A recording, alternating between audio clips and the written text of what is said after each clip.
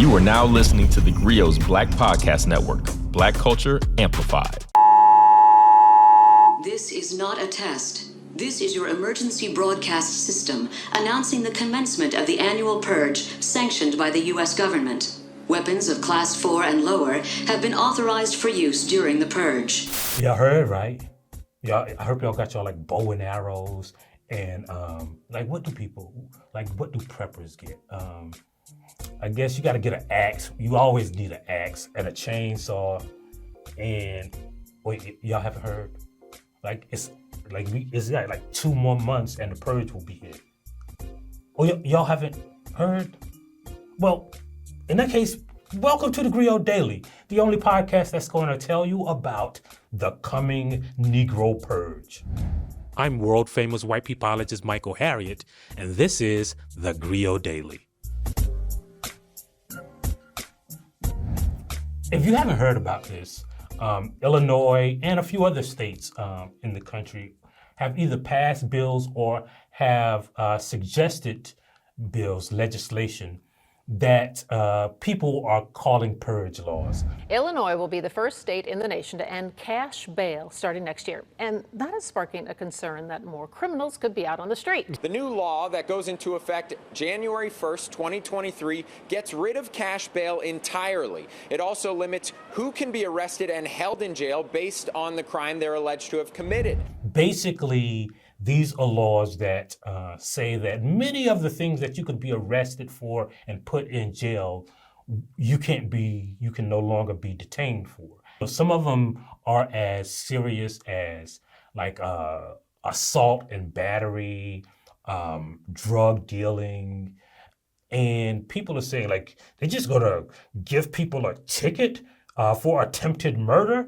And some of the laws even do say that, but to understand what's happening, you have to understand a few things, and that's what we're going to talk about. If you want to understand this law, so the Illinois law is called the SAFE-T Act, right? That's an acronym that stands for something, but legislators love acronyms. I don't know why, but white people like acronyms. The only acronym I love is operating under the Complete American System too long. That's OUTCAST, pronounced OUTCAST.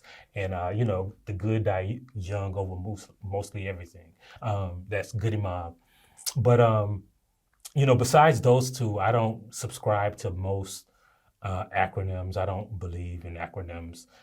But the SAFE-T Act basically says that from now on, a lot of criminal acts will be, police still will investigate them. You will still get in trouble for them. The penalties for those acts haven't changed.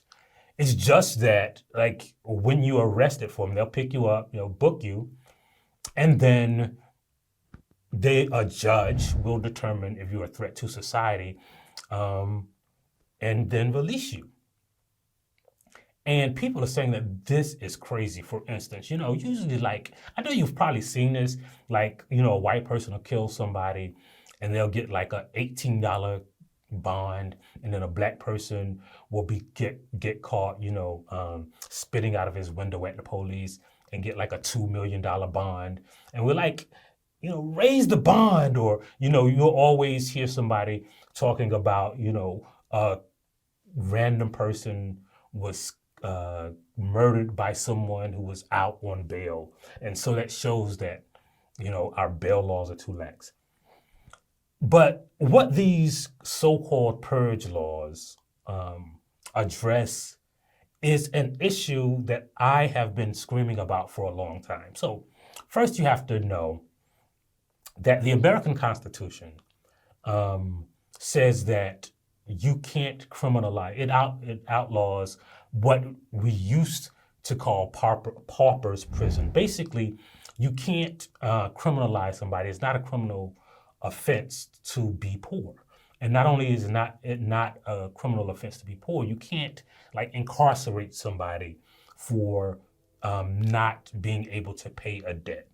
So, that is a provision provided in the Constitution, and it's kind of embedded in a couple of different amendments. But again, it is a protection afforded by the U.S. Constitution. Now, you know how the Constitution works. For a long time, Black people didn't get the same kind of constitutional laws that white people get. And I say for a long time because, things might change between the time that I'm recording this and the time that you're watching it. But when I say for a long time, it means for all of the history that America has existed. But lately, and I'm not talking about just lately, I'm talking about since we've been here, Black people have been fighting against this. And the way that they've been fighting about it is that they've been trying to outlaw cash bail. And I know you're thinking, why would they outlaw cash bail? Because it's unconstitutional, right? So, first of all, you should know that there is no data that says people who get a higher bond won't commit crimes. It just makes it harder for them to get out of jail and after they've been arrested. And of course, we all know that Black people are unjustly arrested more than white people. In fact, Black people who are arrested are more likely to not be convicted. And white people who are arrested are usually convicted for harsher crimes than they've been arrested for. So in other words, white people get the benefit of the doubt. They don't even get arrested. I know you've seen on TV where they said, this white person, is accused of murder. So he turned himself in, or the police are waiting for him to turn themselves in. And you're like, oh, you could do that? I didn't. You ever seen a Black person turn themselves in? Remember, they didn't even let OJ turn himself in. They chased him down the freeway. But again, this goes back to the Constitution, right? So again, these are a couple of different amendments that combine to make this idea, right? One is, and I'm sure you've heard this, everyone is innocent until proven guilty. So when the police come and arrest you and charge you with a crime, you're still technically, according to the law, innocent. But most people who are in jail in the United States, almost 80% of the people in jail, not in prison, not incarcerated, not, in state prisons, but just in city and county jails, are there because they couldn't pay their bond, right? And then the average person in a jail in America for more than 30 days earns less than $10,000 a year. So although we like to believe that, you're innocent until proven guilty, if someone could charge you with a crime and incarcerate you because you don't have the money, then you are paying a penalty as an innocent person, because until you go before a judge, you're innocent. What does this have to do with these purge laws? Well, these are the things that these purge laws are trying to address. Again, when I talk about these people who are in city and county jails, it ain't it's a whole vacuum or different universe. We're paying for that. And we are subsidizing the police, the criminal justice system that is criminalizing poverty. Again, these people are in jail are innocent because they haven't been proven guilty and they can't pay to get out. Even if it is assault, even if it is, a violent crime. Well, the Constitution and legal precedent provides for this, right? So it's not just that, the prisoners or police can detain you, right? They say that the only way that the criminal justice system or a person can be detained is for two reasons. One is if there is a chance that they will flee. So you're charged with a crime, and if the police have a valid reason to believe that you won't show up to your court date, you got a passport, or you are not from the place that they arrested you, or you are, you have been obviously making plans to dodge them, then they can hold you or detain you or charge you with a higher bill. The other provision is if you're a danger to society. So if you're a serial killer and you can't stop killing women, then the police, have to, and the judge has to weigh that against the possibility that you're innocent, right? So you're still deemed innocent until proven guilty, but the judge can't risk, you going out and killing 17 more women if you're a serial killer just because he wants to show that you're guilty. So they hold you in jail. But for years, people have saying, but why don't you just, if somebody is that kind of a danger, why don't you just keep them in jail until their court date and then speed up, because the Constitution provides for a speedy trial. Why don't you just speed up the time that, instead of making them wait for 2 years to have a trial, give them a speedy trial and prove that they are guilty, or just hold them in jail, because if you set a $2 million bond, then the only barrier for them to get out and kill more people is just money. So rich white people can get out and kill more people, but the black dude who, sold a little cocoa in the corner, he'll get a $2 million bond while posing no real threat to society. So these are the arguments for people who are for ending what we call the cash bail system. It doesn't make any sense, right? You shouldn't be held inside a jail as an innocent person, and the only avenue for your release or your freedom is how much money you got. Whether you're a rich white person or a poor black person, or vice versa, right? So what has been happening all across the country is not that people have been asking state legislatures to change this. They've just been suing. You hold me in court, it's against the Constitution. I am going to sue you, or the city, or the county, or the state, for violating my civil or constitutional rights. And all over the country, states and cities and municipalities have been losing. We talk about the money we lose for police brutality, but these kind of small, relatively small constitutional violations cost billions of dollars every year. And you pay them. Again, you're the taxpayer. You're paying for that jail maintenance. You're paying for that lawsuit. You're paying for that civil liability. And then you also have to pay for your city to be bonded, or what they call insured, by the same companies that issue bail.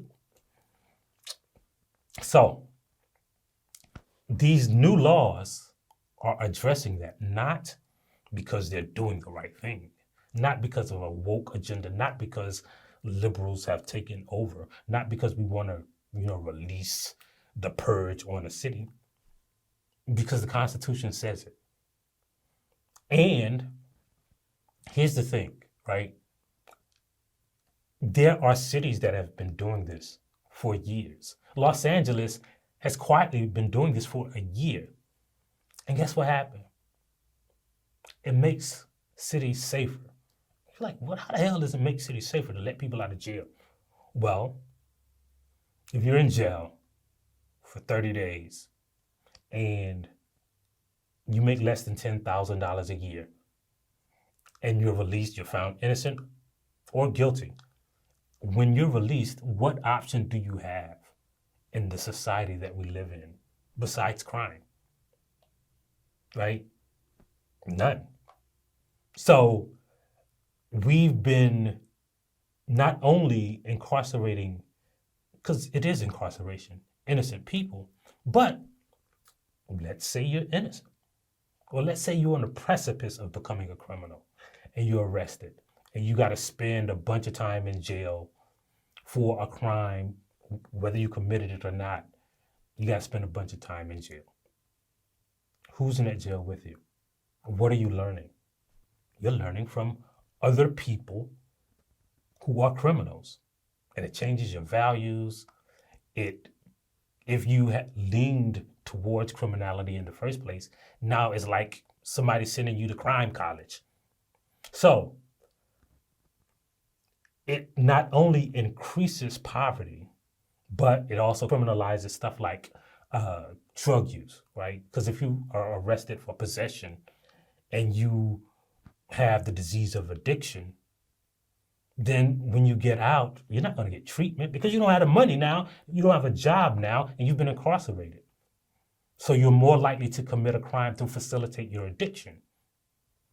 But in Los Angeles, what they found, and cities that have tried this around the country, what they found is it actually decreases crime. It absolutely does not increase crime, right? Like, because if a killer was on the loose or, any kind of violent actor was on the loose, and the thing that prevented them from getting out of prison was money, and they were still going to get the money if they could get the money and get out anyway. But these laws provide protection from those people. And it's not like they're letting all the attempted murderers and all the rapists and all the drug dealers out of jail. Nah, what they're saying is you either got to prove that they are a danger, according to the Constitution. You got to prove that they might flee, or you got to adhere to the laws to which we all agreed upon. And that's what these purge laws mean. So don't worry. The white people killer is not going to be knocking on your door demanding that he slit your neck or you give him all the Kool-Aid in the house. Don't worry. The streets are not going to be filled with rapists and drug dealers, unless, of course, your streets are already filled with rapists and drug dealers. But this law isn't going to change that because the previous laws didn't prevent that. What's going to happen is that people finally are going to be innocent until proven guilty. What's going to happen is that people who are not white are going to be protected by the Constitution that governs our country. What's going to happen is that, okay, I was going to say liberty and justice for all, that's just crazy. But in any case, don't forget to download the TheGrio app. Don't forget to tell a friend about this podcast. Don't forget to subscribe and listen and do all of the things that we want you to do. And as always, we'll leave you with a famous black saying. And today's black saying is, you gotta pay the cost to be the boss or to be black. If you liked what you heard, please give us a 5-star review, download the TheGrio app, subscribe to the show, and share it with everyone you know. Please email all questions, suggestions, and compliments to podcasts@thegrio.com. You are now listening to TheGrio's Black Podcast Network, Black Culture Amplified.